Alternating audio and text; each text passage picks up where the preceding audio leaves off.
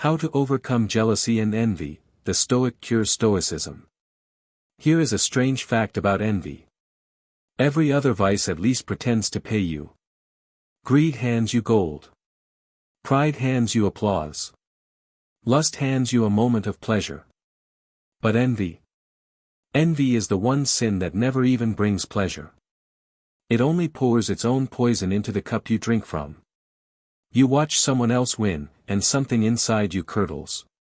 You feel smaller, colder, meaner, and you have gained absolutely nothing. So why does it grip you so tightly, and how did the Stoics learn to break its hold? Let us start with the diagnosis, because you cannot cure what you refuse to name. Seneca noticed something painful about the envious person. He said such a man is forever counting other people's harvests instead of gathering his own. Picture that. You stand in a field heavy with your own grain, and yet your eyes are locked on the neighbor's crop across the fence. Your hands are empty because they are busy pointing. The envious life is a life lived with your back turned to your own blessings. The Stoics would say envy is a category error. It is a confusion about what actually belongs to you. Epictetus opened his teaching with one dividing line. Some things are up to you, and some things are not. Your judgments, your effort, your character. Those are yours. Another person's salary, fame, face, and luck are not yours and never were. Envy is the ache of comparing yourself on the very things that were never in your control to begin with. It is like being jealous of the weather, or resenting the tide for rising. You are staking your peace of mind on a hand of cards that was never yours to play. But here is the gentler truth. Envy is a signal, not a verdict. When it flares, it is not proof that you are a bad person. It is information. It points, like a trembling compass needle, at something you value and fear you cannot have. The Stoic does not shove that feeling away in shame. The Stoic turns it over, examines it in the light of reason, and asks what it is really trying to say. Then he goes to work. So let us walk through the cures. The first cure. Name exactly what you envy, because it reveals your values. When a friend gets the promotion and your stomach drops, stop and ask a precise question. Do you actually want that job, with its longer hours and heavier weight? Or do you simply want the feeling of being seen as capable? Very often you will find you do not want the thing at all. You want the recognition attached to it, or the security, or the sense that your own effort matters.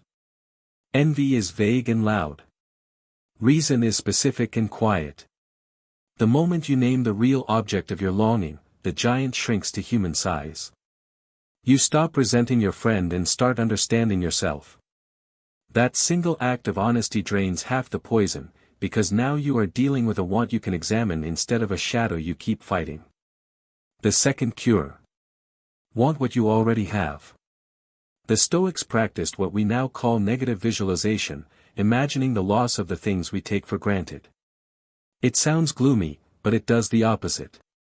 Picture your life without your health, your closest friend, your quiet evening, the roof over your head. Suddenly these ordinary things stop being invisible.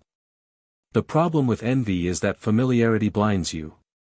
You scroll past 100 posts of other people's holidays and you forget entirely that someone, somewhere, is aching for the exact life you are ignoring. Seneca reminded us that no one enjoys the good things they possess if they are always straining toward what they lack. So tonight, before you compare upward, take a slow inventory of what is already yours. Gratitude and envy cannot occupy the same room. Fill the room with one, and the other has nowhere to stand. The third cure. Run your own race. Imagine a runner who spends the entire lap staring sideways at the next lane. He will stumble, and he will lose, and worse, he will never even know his own pace. Social media has turned all of us into that sideways glancing runner. But your life is not a lane in someone else's race. Marcus Aurelius kept reminding himself to do the work in front of him and let other men chase their own applause. The sibling who bought the bigger house, the classmate who went viral, the colleague promoted over you. Their times on the clock are not measurements of yours.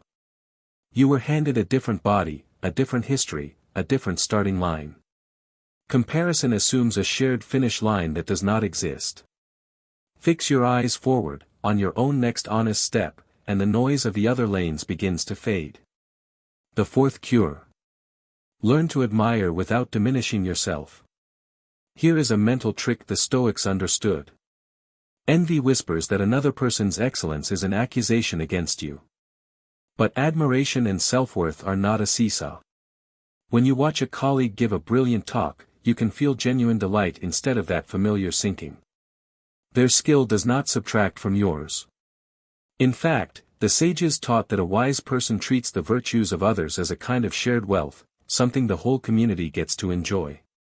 Try this. The next time envy rises, deliberately praise the person, out loud or in your own mind, and mean it. It feels almost impossible at first, like lifting against gravity. But each time you do it, you retrain your instinct. You turn a rival into a teacher, and a threat into an inspiration. And slowly you discover something the envious never learn, that a world full of excellent people is a gift, not a courtroom judging you.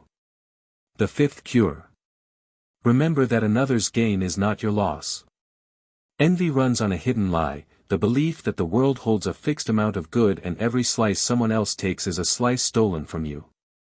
But love, respect, opportunity, and joy are not a single pie shrinking on the table. Your friend's happy marriage does not use up the supply of happy marriages. Your rival's success does not spend your allotment of success. The Stoics saw all people as parts of one body, limbs of a single organism. The hand does not envy the eye. When you truly grasp that others' rising does not push you down, the whole architecture of envy collapses. Their good fortune costs you nothing. You lost nothing when they won. You only felt like you did. The sixth cure. Turn envy into a compass, then drop it. This is where the feeling finally becomes useful. If envy is pointing at something you genuinely value, let it give you a single, precise direction. Envious of a friend's fitness? Let it walk you to the gym once. Envious of someone's writing? Let it open your notebook tonight. Use the energy for exactly one honest step, and then release the feeling entirely, because envy is a terrible companion for the long road. It will exhaust you and sour every mile. Take the direction it offers, then thank it and let it go. Motivation built on resentment burns hot and fast and leaves ash. Effort built on your own values burns slow and clean and actually lasts. The seventh cure, and the deepest one. Focus on character, the only good that is fully yours. Everything envy chases lives outside the fence Epictetus drew. Wealth, looks, applause, status. All of it can be given and taken by fortune. But your integrity, your kindness, your courage, your patience, no one can hand those to you and no one can steal them. This is the good that cannot be envied away, because it does not depend on being compared. A person devoted to becoming wiser and kinder simply has no room left for envy.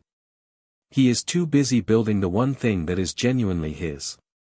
Point your energy there, at the slow work of becoming a better person, and you will find the ground beneath you stops shifting every time someone else succeeds.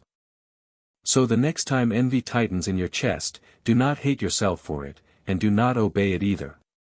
See it for what it is, a signal pointing home. Name it, examine it, take what is useful, and set the rest down. Turn back to your own field, heavy with a harvest you had almost forgotten. The Stoic cure for envy was never about wanting more than others. It was about finally, fully, wanting your own life. And that is a race you cannot lose.